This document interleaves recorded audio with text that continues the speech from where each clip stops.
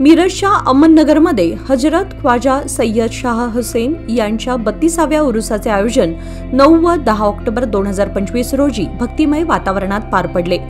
उरुसाच्या पहिल्या दिवशी नमाजे फजर नंतर कुराणख्वानी आणि गिलाफपोशी झाली।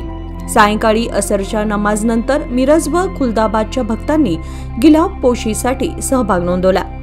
रात्री जुलूस संदल शरीफ आणि मिलाद शरीफ निघाला, तर सकाळी पहाटे 4 वाजता संदल मालीची रस्म आणि फतेहख्वानी पार पडली।